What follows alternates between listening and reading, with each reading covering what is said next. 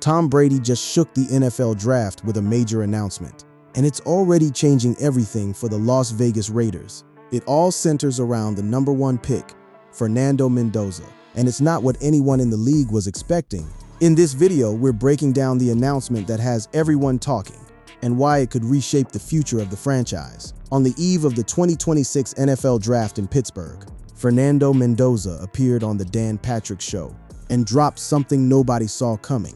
When asked about his interaction with Tom Brady, Mendoza said, I met him in the official 30 visit at the Raiders. He gave me the message that he's going to push me and he's not going to be all lovey-dovey, and that if the Raiders draft me, he's going to be a mentor and wants to pour into whatever QB the Raiders have. Let that sit for a moment. Tom Brady, the man who retired with 7 Super Bowl rings, 5 Super Bowl MVPs, and the record for most career passing yards, touchdowns, and completions, just told the projected #1 pick in the NFL draft that the kid gloves are off before the kid has even been drafted.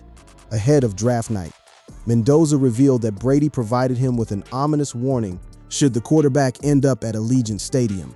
This was not a photo op. This was not the kind of pre-draft pleasantry teams usually roll out. The conversation, while encouraging, came with a clear warning about the standards expected at the highest level. Tom Brady and the Las Vegas Raiders are preparing to turn the page with what is expected to be a franchise-defining move in the 2026 NFL Draft. Quarterback Fernando Mendoza is widely projected as the #1 overall pick, giving them a chance to reset after a turbulent offseason. And then it happened. Mendoza was selected by the Las Vegas Raiders with the 1st overall pick. In the 2026 NFL Draft, the announcement echoed across the stage in Pittsburgh, and every eye in the football world turned to Las Vegas and to Brady. Fernando Mendoza is now officially a Raider. And with that, Brady's promise was no longer hypothetical. He is now on record as the man responsible for shaping the career of the most anticipated quarterback prospect since Joe Burrow. Mendoza joins exclusive company, becoming the 4th quarterback since 1967 to win the Heisman, a national championship, and be selected #1, joining Baker Mayfield, Joe Burrow, and Cam Newton. This is rarefied air. And now Brady is just as responsible for the development of the biggest selection he'll make as minority owner of the Raiders. As the team's head coach, Clint Kubiak, or GM, John Spytek, the question on everyone's mind is simple. Can Tom Brady actually recreate Tom Brady? To understand why Brady's announcement carries so much weight, you have to understand how broken the Raiders were before this moment. This franchise did not just stumble into the #1 pick. They cratered there through one of the most disastrous seasons in recent memory. Pete Carroll was fired by the Las Vegas Raiders after the team went 3-14 in his first season. That one sentence conceals a mountain of wreckage underneath it. The team signed him to a 3-year contract to become the team's head coach in January 2025. Carroll, the man who had led the Seattle Seahawks to a Super Bowl championship, the man who had built one of the most dominant defenses in NFL history, was supposed to bring credibility and culture back to a franchise that had been starving for both. Carroll said the Raiders would win a bunch of games in his first season. Instead, he led Las Vegas to a 3-14 record, his worst as a coach, and the team fired him on Monday morning, with the 74-year-old 17 games into his 3-year deal. That optimism wasn't just wrong, it was spectacularly, historically wrong. Las Vegas lost by double digits in 9 games and was shut out twice. The quarterback situation was at the epicenter of the disaster. One of Carroll's first and splashiest orders of business was, alongside Spytek, trading a 3rd-round pick to Seattle in March to reunite with quarterback Geno Smith. Smith had revived his career in the Emerald City under Carroll, leading the league in completion percentage on the way to winning the 2022 AP Comeback Player of the Year, and going on to make 2 straight Pro Bowls. On paper, it made sense. In practice, it was a catastrophe. Smith's play regressed. He led the NFL with 17 interceptions, was uncharacteristically timid in the pocket, and struggled with inconsistency. Smith was sacked 55 times, tied for most in the league. The offensive line disintegrated around him. The Raiders averaged 74.9 rushing yards, the fewest in a season in the past 25 years, and ranked last in the league in nearly every rushing metric. The sideline became a graveyard of bad decisions. Carroll fired offensive coordinator Chip Kelly and special teams coordinator Tom McMahon mid-season. And remember, it was Brady who was a big advocate of bringing in Kelly. In the first place, every domino that fell during the 2025 season had Brady's fingerprints on it somewhere. They traded for Carroll's old quarterback in Seattle, 35-year-old Geno Smith, and they drafted a running back, Ashton Jeanty, with the 6th overall pick. All of those moves were win-now moves. Kelly was fired in mid-season.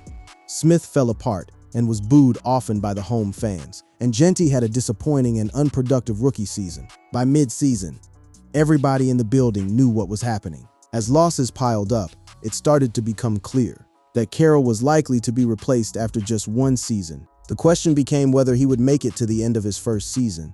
He did barely. And then it was over. Raiders owner Mark Davis indicated that minority owner Tom Brady will take on a larger role within the franchise and will be a key voice in the search for Carroll's replacement. With those words, the Brady era truly began, not as a commentator on Fox, not as a former player lending his name, as the man pulling the strings inside a franchise that desperately needed anyone with a vision. The Raiders have had 14 different head coaches, counting interims, over the last 24 seasons. That speaks to their constant losing and also the lack of leadership from ownership on down. The Raiders haven't just been bad, they've been a revolving door of failure. They haven't won a playoff game since the 2002 AFC Championship game. That is 24 years of irrelevance, and Brady walked into the middle of that. With the rubble of the 2025 season still smoldering, Brady moved fast. The first order of business was finding a head coach who shared his obsession with offensive football and quarterback development. The Las Vegas Raiders zeroed in on Seattle Seahawks offensive coordinator Klint Kubiak as their new head coach. Las Vegas couldn't officially hire Kubiak until after Super Bowl LX on Feb 8, when the Seahawks faced the New England Patriots, but all signs pointed toward a partnership between the two. Fresh off winning his first Super Bowl, Klint Kubiak has a massive turnaround attempt ahead of him in Las Vegas. Kubiak was not just a name plucked out of obscurity. He transformed receiver Jackson Smith-Njigba into the NFL Offensive Player of the Year. In a formidable Seattle offense, led by veteran free agent quarterback Sam Darnold, he had just helped orchestrate an explosive offensive attack that carried the Seahawks to a championship. The pedigree was pristine, and at the core of the courtship was Brady himself. One thing reported about Klint Kubiak in Las Vegas is that he and minority owner Tom Brady very much hit it off in the initial interview. Both are all ball, a source said. He was able to create momentum with his initial interview, and that carried into the week. During his introductory press conference, Kubiak was asked about Brady's role. "Yeah, I'm really excited to work with Tom," Kubiak said. "He made the mistake of giving me his cell phone number, so he might wish he never did that because I'm going to be calling him a lot. What I'm excited about is that we're really different. We have different offensive backgrounds, how we can pull ideas from each other. But obviously he's the greatest that's ever done it." That connection quickly deepened. At the NFL's annual meetings, Kubiak revealed, "It's been a growing relationship because we talk quite a bit. We text almost every day.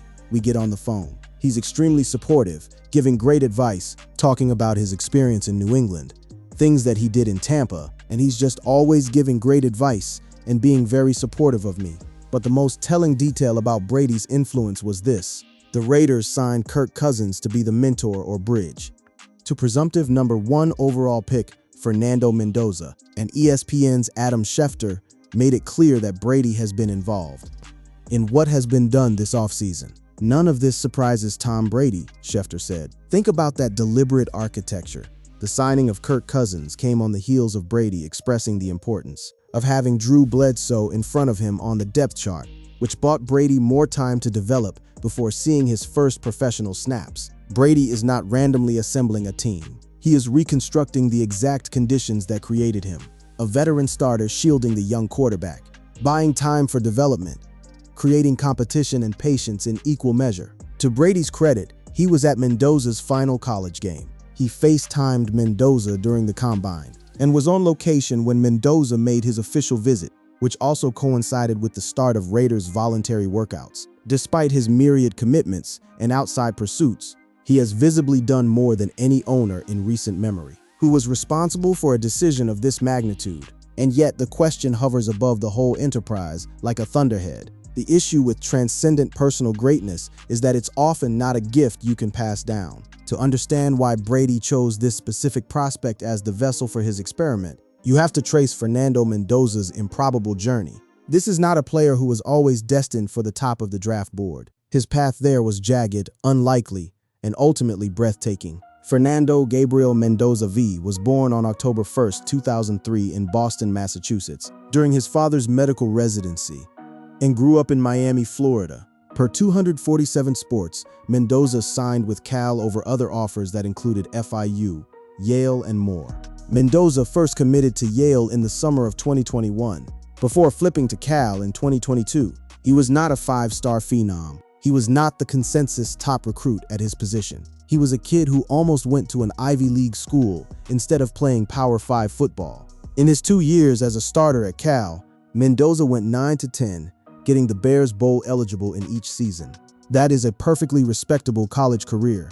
That is not a resume that screams future #1 pick, and yet everything changed when he made one pivotal decision. On December 23, 2024, Mendoza announced his decision to transfer to Indiana University Bloomington to play for the Hoosiers, and with that single decision, the trajectory of college football was altered forever. Under head coach Curt Cignetti, Mendoza erupted into something nobody outside of Bloomington could have anticipated. The story of Mendoza's time in Bloomington ended with a cascade of increasingly unfathomable feats: the Heisman crowning, the Big Ten title, the national championship, the 16-0 record, and all this for Indiana. In the 2025 Big Ten championship game against the #1 Ohio State Buckeyes, Mendoza threw for 222 yards and a touchdown, leading Indiana to a 13-10 victory and their first Big Ten title since 1967. He was named the game's MVP for his performance. Then the postseason demolition began.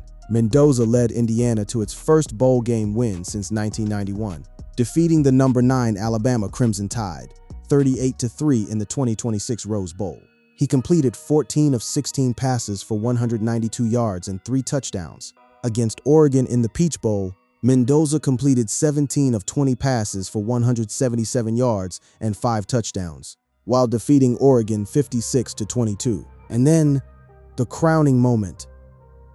In the 2026 College Football Playoff National Championship against the Miami Hurricanes, he completed 16 passes for 186 yards while also rushing for a 12-yard touchdown, leading the Hoosiers to a 27-21 victory and the school's first ever national title. For his performance, Mendoza received the Offensive Player of the Game award. That fourth-quarter touchdown run, spinning and breaking 4 tackles, became the defining image of Indiana's magical season. Mendoza did not just win the national title, he willed it into existence. Under head coach Curt Cignetti, offensive coordinator Mike Shanahan, and quarterbacks coach Chandler Whitmer, Mendoza completed 72.0% of his passes for a program record 41 touchdowns and 6 interceptions.